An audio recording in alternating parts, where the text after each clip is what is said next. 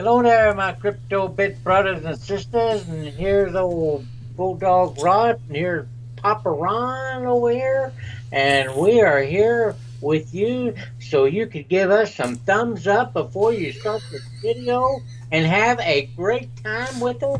We're going to be talking about some news that hasn't even broke yet, right, Ron? Well, the date on it's the 23rd, and today's the 22nd, so that just shows you how on top of things we are, folks. That's right. You betcha. Yeah. Well, as usual, before we get into the main theme of tonight's discussion, we like to throw a couple news things out there that we've come across. Rod, we did a video, I think it's been a couple months ago, about a new exchange coming forth called Ledger. Is it Ledger X? Yeah, Ledger X. Do you remember that? I do remember talking about that. Yeah, and what was interesting is it's one of the first exchanges to be all federally compliant with all rules and regulations, and they're actually derivatives on this exchange for Bitcoin. Oh, and I have a question. Okay. If this is a government ledger or exchange, then are they trying to muscle in on us? Yeah, when is the government not trying to muscle in on us? Yeah. No, it's not federally owned.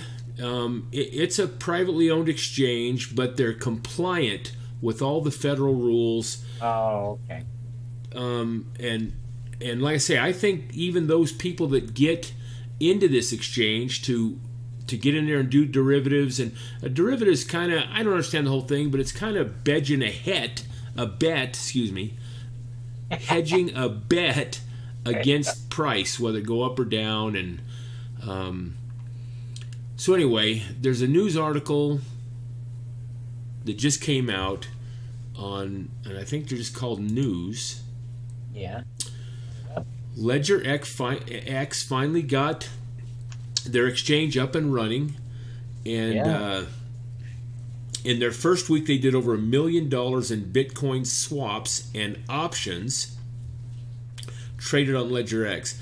And I think I read down here, Rod, it kind of explains, okay,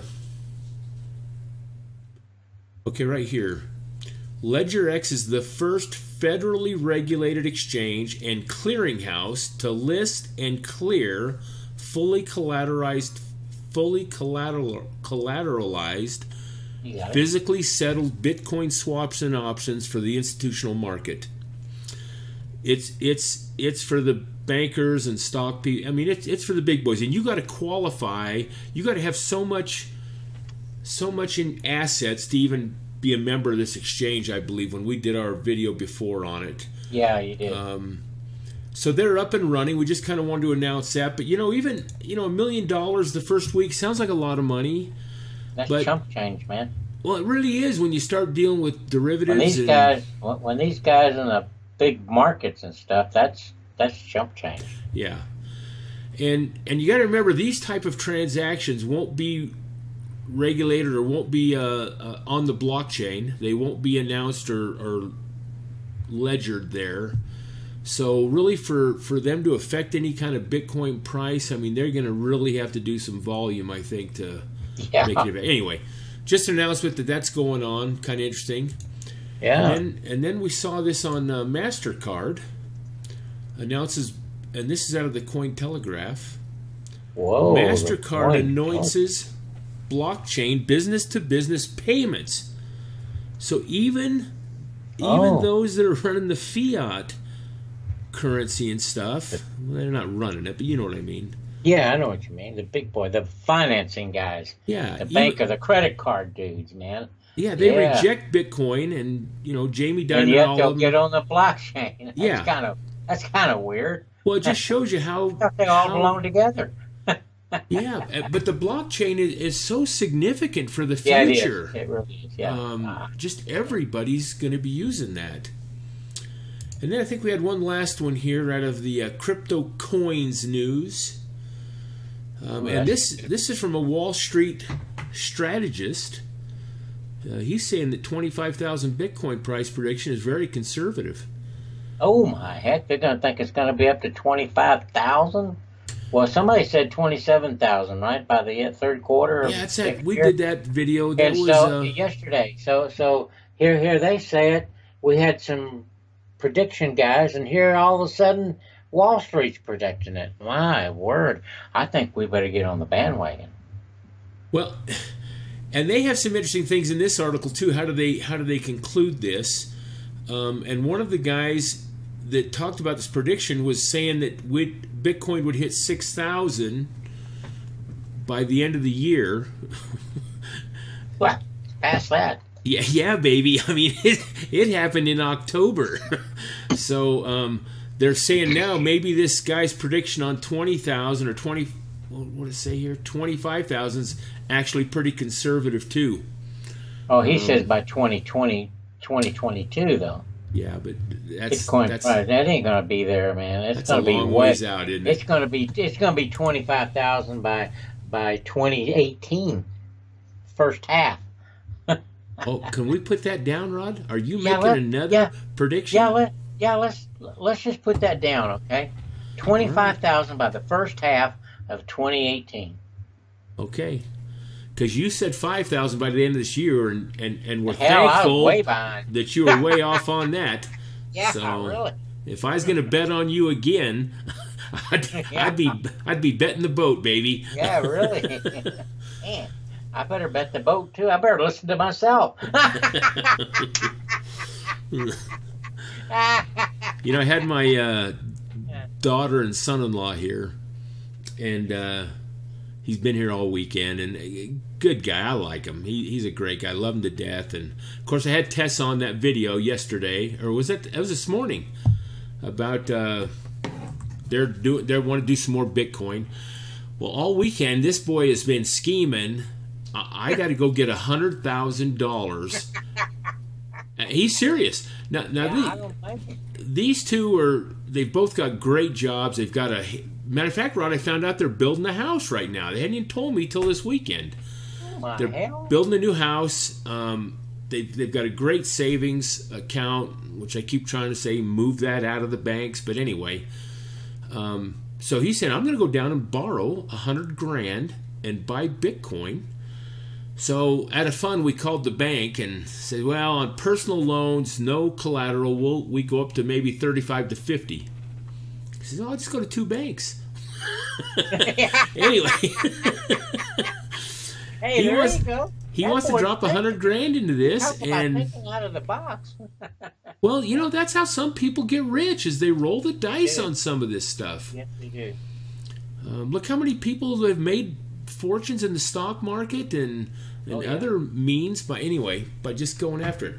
Let's get into today's. We have been saying, Ron, no matter where it goes, it's not too late to come in, even though it's $6,000, and that seems like a hell of a lot of money for old timers like me and you. You know, sitting here don't have that much money to put into it, but you know, that's just scratching the surface, brother. It really is. We need to. I'm gonna start thinking outside the box, man. I am so excited about this. I tell you, past 2 days, man, I can't be able to sleep because of thinking about this. Well, yeah, and what we've been talking about on YouTube and stuff. Yeah. I mean, if you go back and look at the graphs and all the projections, and man, it's just been healthy. And is it really going to stop overnight? No. Not yet, because there's still so many people that have never even heard of the thing yet. I know. Anyway, folks, you if know, you're on right the sidelines, right before I got on the with you tonight, when I got home from my excursion with my youngest son, I looked at Bitcoin and it was at 5,800, $5,800. It dropped quite a bit, and I said, "Oh, good, it'd be time to go buy some." And then I get on now and I just refresh my my cryptocurrency market capitalization. Hell, it's 6,000 again. It jumps up faster and quicker than I know what to do, man. Yeah. I tell you, it's frustrating sometimes. Just got to bite the bullet and buy it. Yeah. no matter what it They is. do. Well, folks, the theme of tonight, and it's an article that we both read and kind of went through a little bit, and it's not that we're buying this article, but we thought it's fair enough to show our viewers and subscribers, and it comes out of a website called shtfplan.com, and obviously they're kind of people that center around an apocalyptic type future. Anyway, the title of this would come a doomsday article. Well, they kind of focus on. Well, you know me, Ron. I'm not very good in these. No, I know, but they kind of focus on getting prepared. They think that we might be in for an economic collapse, and you know there's some government problems, and we might be ready to go to war, and some of those things. So their articles kind of center around that stuff, but this one dealt with cryptocurrency, what kind of caught my eye, and the title is Cryptocurrency: Calm Before the Storm. Governments are studying it to find the means to take control of it and you. So, well, I think that's been going on for a long time. You mean there's been a plan to do that, or these speculation things are out there? No, I think there's always been a plan for them to try to take control of us. That's why we have the Second Amendment, so they don't get in control of us. Even Thomas Jefferson said that you know, every once in a while we need a good revolution. Okay, let's be careful now. Okay, sorry. No, you may have to cut this out. Yeah, no, not going to cut it out. But folks, YouTube and Google and some of them have just been kind of on the warpath to rate. They're real sensitive about certain terms and words, and they have these bots, I believe, that kind of pick up on this stuff. Anyway, Rod, you didn't offend me, didn't offend anybody. We're on the same page, so let's kind of delve into what this article's kind of talking about. And I'm going to read a couple of little portions of it, just so we can catch the flavor of what he's trying to say in this article. Okay. He's kind of saying here, and I'm not saying that we're buying this 100%. It's just giving you the other side of somebody's thought process and what they're thinking. Quote, cryptocurrency is an illusion.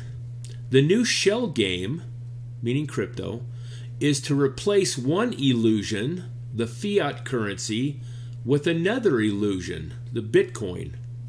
Russia announced last week several measures to deal with the cryptocurrency. First, by issuing a crypto ruble, and we've seen that in the news too, that Russia's coming out with a crypto ruble that the government will control, and they'll set the regulations and the price and all that. Right. And they actually don't want any other cryptocurrency, at least what they're saying right now. They don't want any other cryptocurrencies coming into Russia but the crypto ruble. But the crypto ruble can be used in any part of the world you want. Back to the article. If you read the fine print, the Russian government is moving in to tax and regulate it at a rate of 13% on trades for profit, as well as crypto rubles that suddenly appear out of nowhere. And maybe this didn't have a lot of significance, but the article goes on and it says that there's a good chance that government wants to move towards a society where there is no fiat currency, no tangible thing in people's hands.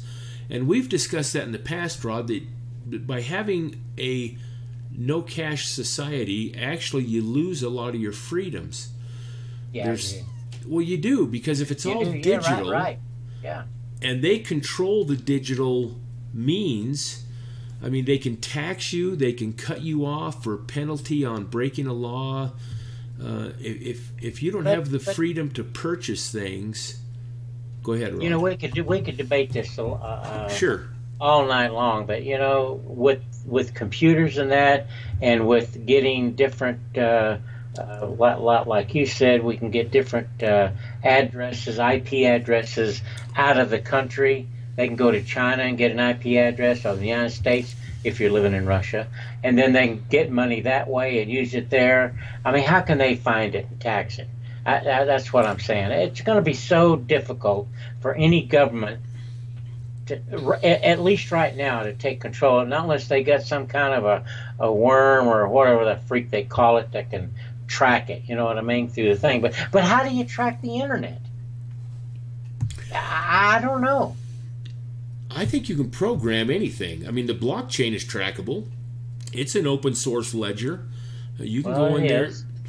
But and things like this take time. It's not going to happen next week or next year. It could be moving toward it. But he goes on to say here, the gullible Good. You masses. mean I'll be dead before it goes? Before it starts? Let's hope not. But when you get up there to our age, I mean, it could happen overnight. Who knows? That's true. You never know what's going to kill you. Yeah. The gullible masses are playing right into their hands. The problem with cryptocurrency is not just the fact that it's backed by nothing, their opinion, a fool's errand before it's been started, but there is no privacy, none. If the governments control and monitor all electronic and computer media, then there's no such thing as privacy regarding electronic currency. This will be the death of cash, and thus the death of any privacy for citizens. Again, folks, this is just somebody else's opinion. We're going to put the link to this in the description box. It's well worth reading. Good article. And interesting enough, I got involved with putting one of my proof of stake wallets onto a private server offline network thing, and I was having difficulty. Well, I struck up a conversation with a developer of that coin on Slack, and we got pretty close. We've talked on the phone and Skype and all kinds of things, and I remember a month or so ago him kind of throwing that thing at me too, and he says, well, have you ever thought about maybe this whole, I mean, who is Satoshi Nakamoto? I mean, maybe this whole thing was created by governments, and anyway, it was an interesting concept. We discussed it for a little bit, and then when this Did you believe it?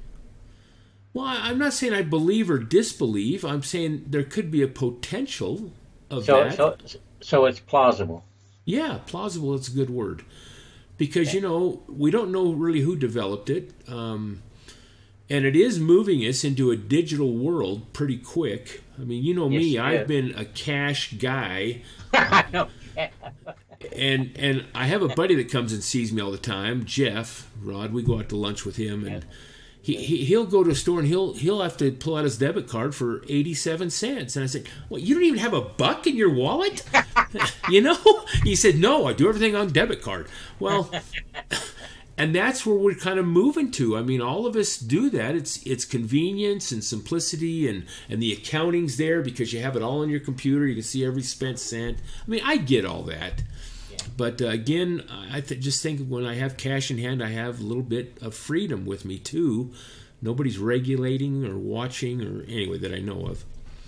So anyway, folks, I don't want to belabor this and read into this, but open the link up and read it. It's a good little article. We thought it was worth sharing. I think the whole thing of this that we talked about today is be open-minded, don't you think? Yeah. I mean, because you never know what's going to happen. You got to go with the flow. On a religious point on that, and we haven't pushed religion at all in here, and I'm not going to push any doctrine, but I learned a long time ago, if you're seeking answers from deity or from a god, the minute you decide something and make up your mind, you've kind of stopped the flow of information. Once you make up your mind on something, deity can't influence you anymore, I don't think. Anyway, we could talk about that for 10 minutes too, and we're not going to. Yes, we could. Rod? Hey. I love you and I enjoy being with you. Hey, Ron, I always enjoy talking with you. And, we don't see enough of each other, man. That's one thing I really miss about. All we see of each other is on the internet and YouTube. But, we're here with our friends and stuff here and it's so nice to be with people of like mind, you know? Well, thank you. And hey. Yeah, hey. Red Lobster's got all you can eat shrimp going right now. That'd be worth a trip for me to come up and go to lunch with you. Okay, Wednesday. Okay, This Wednesday. brother. This Wednesday, you better be up there. They better order some extra shrimp in. That's all I got to say. That's all I got to say. You betcha, brother. Man, I love shrimp. And you can look at me and tell me I'm a big shrimp. All right, folks. Thank you. God bless.